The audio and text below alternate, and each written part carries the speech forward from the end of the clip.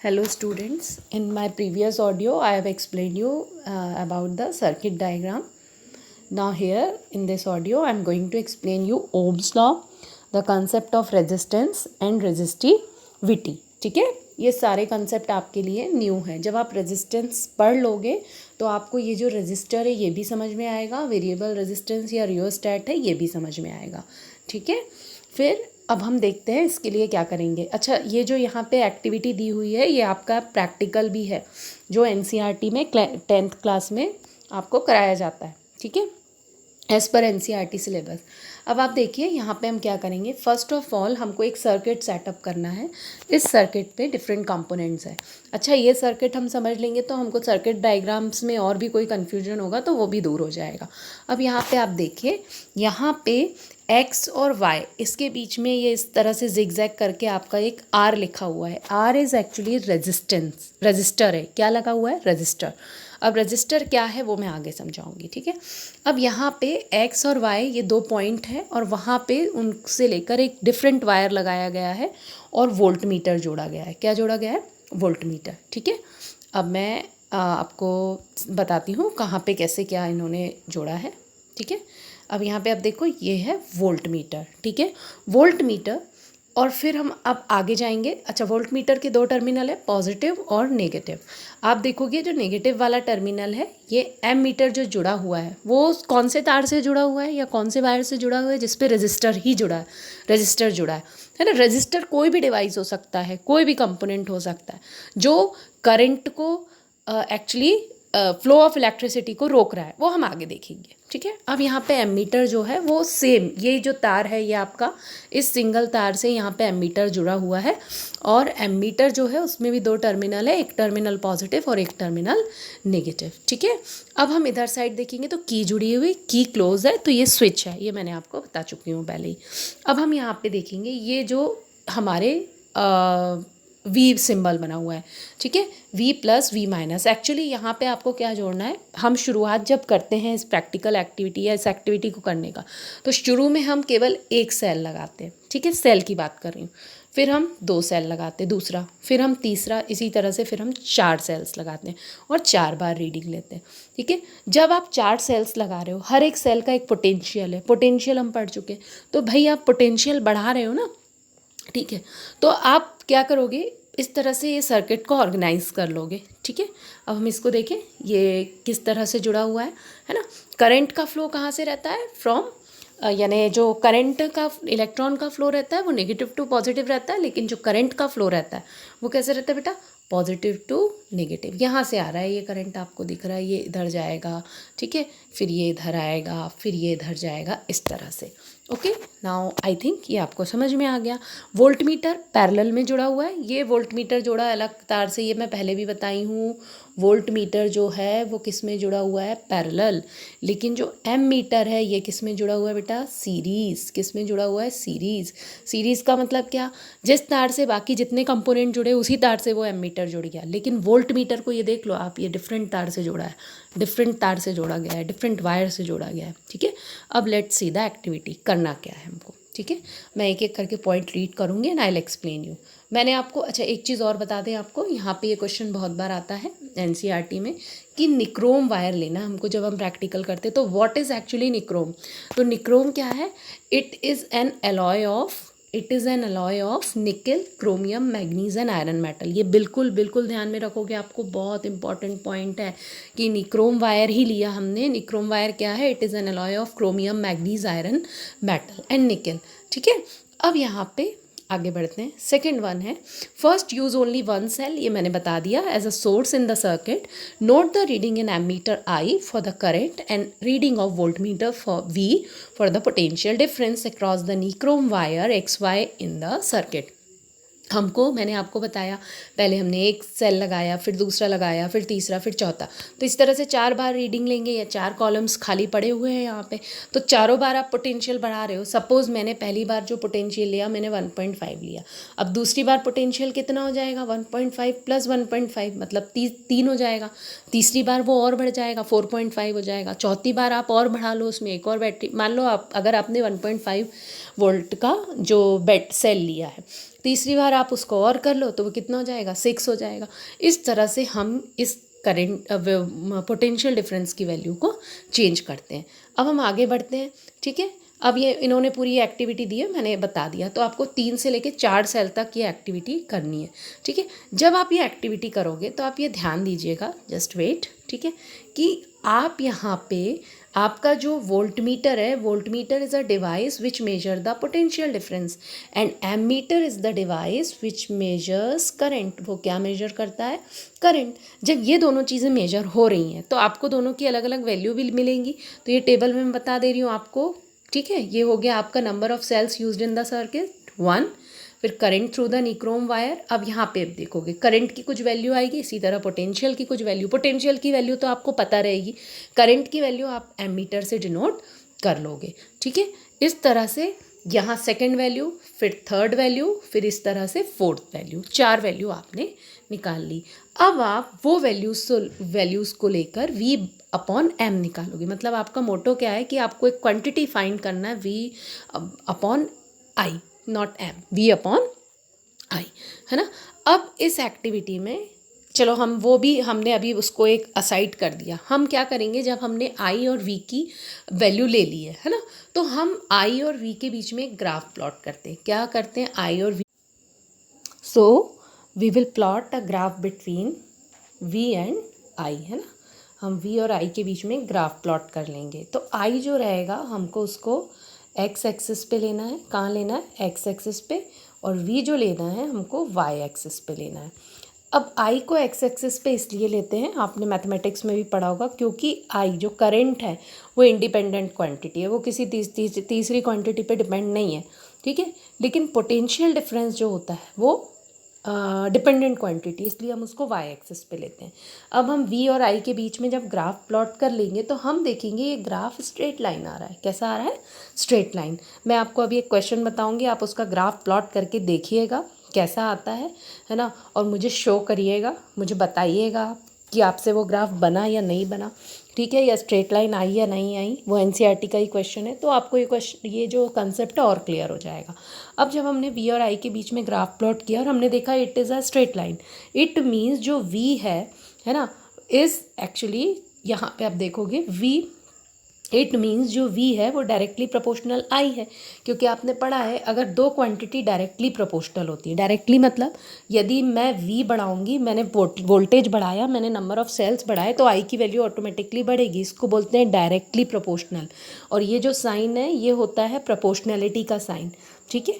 अब आप क्या करोगे, इस प्रोपोर्शनैलिटी के साइन को हटाओगे। तो हटाओगे कैसे, अब यहाँ पे आप देखिए, v is directly proportional to I, it means when v will increase so I will automatically increase, ठीक है।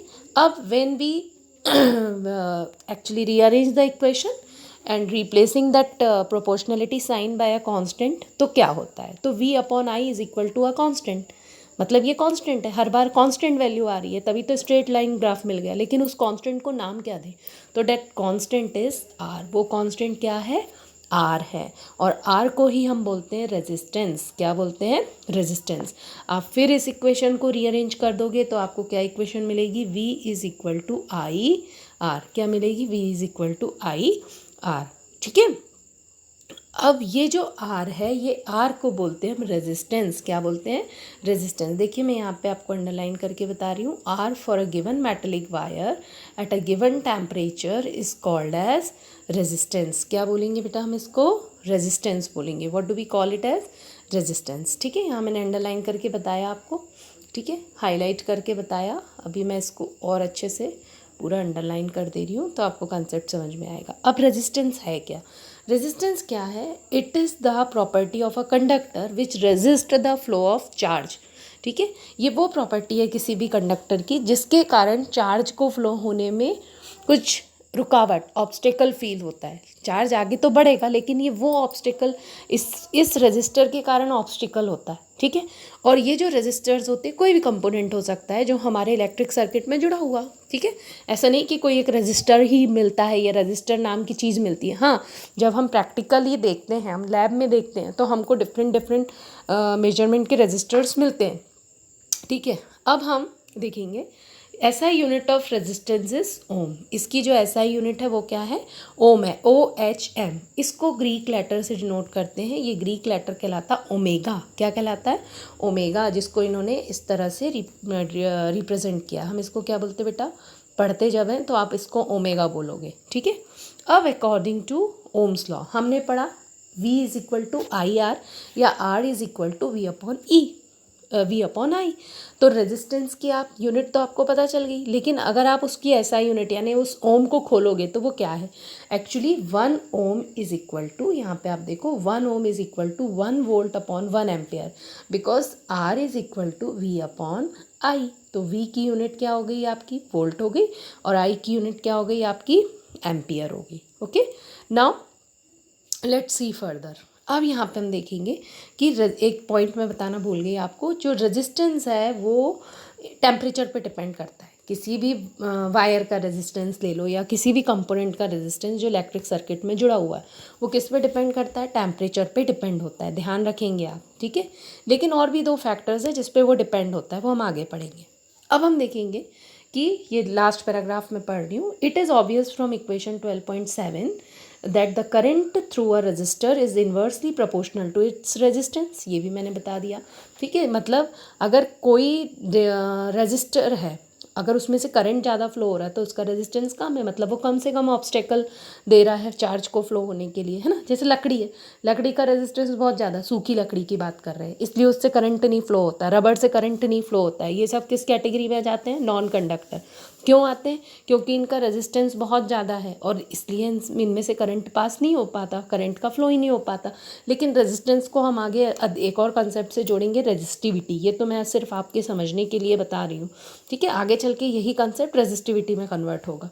अब हम देखेंगे, in many practical cases it is necessary to increase or decrease the current in an electric circuit. A component used to regulate current without changing the voltage source is called as variable resistance, जिसका symbol हमने यहाँ देखा था, rheostat, जिसको हम बोल रहे थे, ये वाला वेरिएबल रेजिस्टेंस और रियोस्टेट। ये क्या करता है, करंट की वैल्यू कम ज़्यादा करता है अगर हम किसी सर्किट में इसको जोड़ दें without changing a voltage source. मतलब मैं भले ही एक बैटरी लगाऊं लेकिन मैं करंट का या मैं भले ही दो सेल लगाऊं और यही एक्सपेरिमेंट करूं, लेकिन मैं उस सर्किट में क्या जोड़ दूं, अगर रियोस्टेट जोड़ दूंगी तो करंट की वैल्यू ऑटोमेटिकली कम ज़्यादा मैं कर सकती हूँ, ठीक है। अब in an electric circuit a device called rheostat is often used to change the resistance in the circuit. Current change कर रहे हो मतलब अल्टीमेटली रेजिस्टेंस को चेंज कर रहे हो।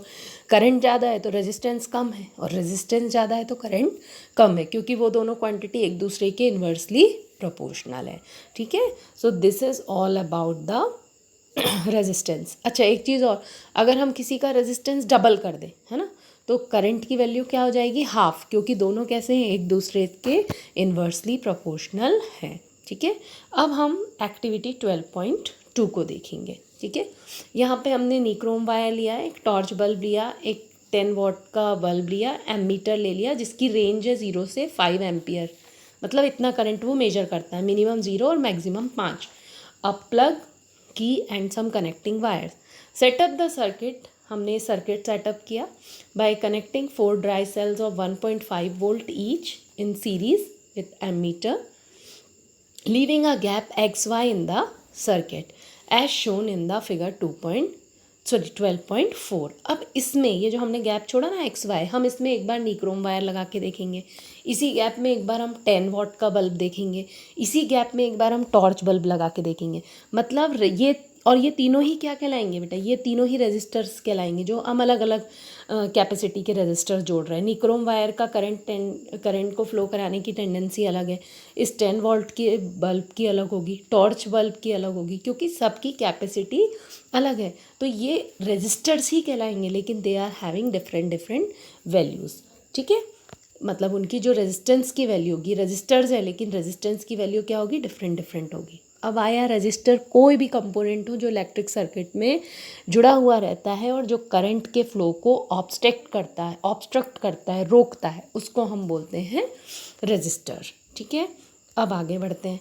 अब हमने जब लगाया और उसके बाद से हमने ये एक्टिविटी मतलब हमने देखी, you may repeat this activity by keeping any material component in the gap. जो आपको रखना, आप रबर लगा दो, वहाँ वुड लगा दो, फिर आप ऑब्जर्वेशंस को रियलाइज़ करोगे। तो आप क्या अल्टीमेटली क्या आपका वो निकलेगा रिजल्ट, जो मैंने आपको पहले भी बता दिया। क्या बताया मैंने आपको कि जो हमारे 3 टाइप के मटेरियल होते हैं, है ना। हालांकि अभी आप 2 ही टाइप जानो तो बेहतर है, फिर भी तीसरा टाइप बता दूंगी। पहला क्या है कि एक होते हैं आपके कंडक्टर्स। कंडक्टर्स का जो रेजिस्टेंस होता है लो होता है ना। They offer more current. Non conductors या poor conductors, they are having less resistance, ठीक है, sorry, they are having more resistance and less current they offer to flow through them। और सेमी कंडक्टर्स जो होते हैं, जिनकी जो कंडक्टिविटी होती है, जो कंडक्टेंस पावर होता है, वो दोनों के बीच का होता है, कंडक्टर्स और नॉन कंडक्टर्स के बीच का। तो सेमी कंडक्टर्स में आगे बताऊंगी आपको, ठीक है। अब आप यहाँ पे देखोगे कि जो ये कंडक्टर्स होते हैं, अब इसमें होता क्या है, ये रेजिस्टेंस आया कहाँ से, कैसे जो इलेक्ट्रॉन्स है उसके फ़्लो को कौन रेजिस्ट कर रहा है, कैसे रेजिस्ट हो रहा है, इसको हम सिंपल से एग्जांपल से पढ़ेंगे, ठीक है।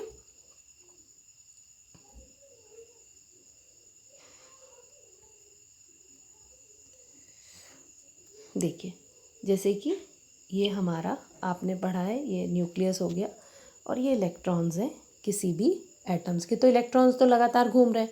अब इसके आसपास जैसे मैं एक और एटम है, क्योंकि कोई भी मेटल तो नंबर ऑफ एटम्स का बना हुआ है, तो ये मेटल्स के इसके भी इलेक्ट्रॉन घूम रहे हैं। तो ये जो इलेक्ट्रॉन्स है वो इसके न्यूक्लियस से अट्रैक्ट होना चाहेंगे, ये जो इलेक्ट्रॉन्स है वो इसके न्यूक्लियस से अट्रैक्ट होना चाहेगा। ये कहना चाहिए इनका जो मोशन है वो रिटार्ड होगा। अगर ये आपस में टकरा गए या आपस में इनका कोई भी कहना चाहिए मोशन अगर रिटार्ड हो गया, रिटार्ड क्यों हुआ, क्योंकि वो actually they are attracted by the nucleus, है ना, क्योंकि इलेक्ट्रॉन्स नेगेटिवली चार्ज होते हैं और न्यूक्लियस जो होता है एटम का पॉजिटिवली चार्ज होते हैं। तो ये जो इलेक्ट्रॉन्स होते हैं इनका मोशन कैसे, यानी ये कम्प्लीटली फ्लो नहीं, फ्री नहीं है, किसी भी कंडक्टर के अंदर फ्री नहीं है कि घूमे जा रहे हैं घूमे जा रहे हैं। ये क्योंकि कंडक्टर में तो बहुत सारे एटम है ना और सबके इलेक्ट्रॉन्स हैं, तो एक्चुअली एक इलेक्ट्रॉन की वजह से दूसरे इलेक्ट्रॉन का मोशन या इलेक्ट्रॉन का मोशन न्यूक्लियस की वजह से, अट्रैक्शन की वजह से रिटार्ड होता है।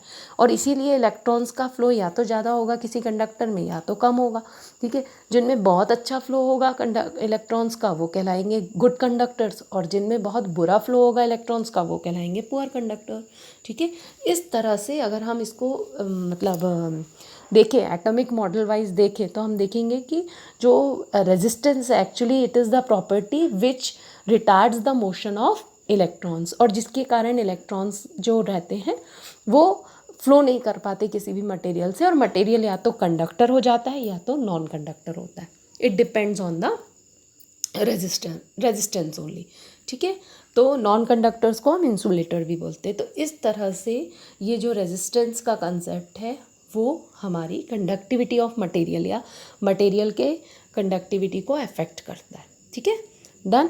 और या करंट की वैल्यू जो मटेरियल के अक्रॉस फ्लो होगी, मटेरियल के थ्रू फ्लो होगी, उसको बहुत ज़्यादा अफेक्ट करता है। अब रेजिस्टेंस को आपको एक बार फिर से पढ़ना है, जो भी क्वेरीज़ हैं आप मुझे मैसेज कर दोगे, ठीक है। And you try to actually make the graph of this question which is actually in the last exercise. उसको आप ट्राई करो, बनेगा तो बहुत अच्छा है ना। ग्राफ एक स्ट्रेट लाइन आएगा और ट्राई करो, आप उसका रेजिस्टेंस निकाल सकते हो, है ना। आपको बन जाएगा। 1 मिनट में आपको शो कर दे रही हूँ वो question. Let me show you.